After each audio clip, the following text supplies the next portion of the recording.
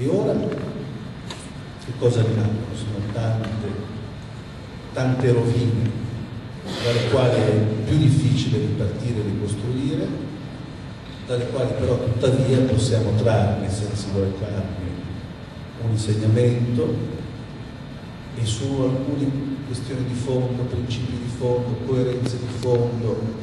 Io penso, e lo dico più da dirigente politico che non da figlio, io penso che ci sia ancora molto da imparare, tanto da ricordare, evitare di mettere in un angolo della memoria e di farne un santino.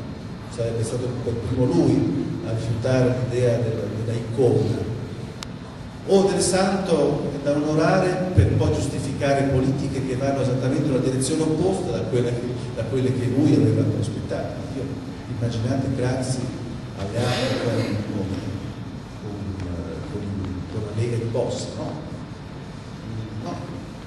È inimmaginabile.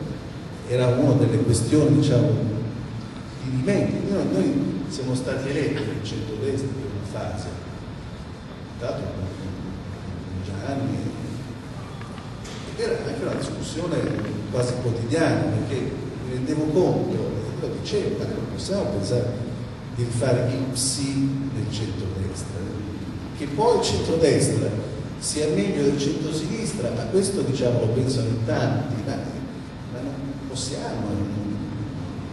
Ritenevo esaurita l'idea che si potesse ricostruire una forza socialista. Oggi non ritengo esaurita l'idea che si debba costruire un partitino, come diceva il nostro amico,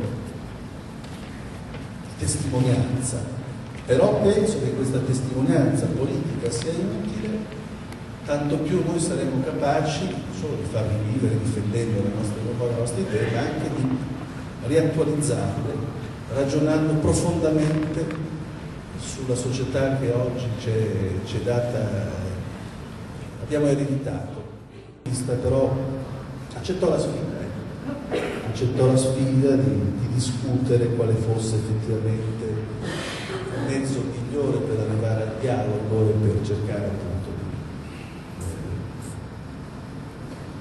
far parlare est e ovest e di far crollare appunto quella cortina di ferro, quel muro che effettivamente da lì a poco crollò. Questi sono i ricordi abbastanza vivi che ho di mio padre a Venezia. Ho voluto farlo perché questa mi sembrava l'occasione adatta. Io vi ringrazio molto per avermelo consentito.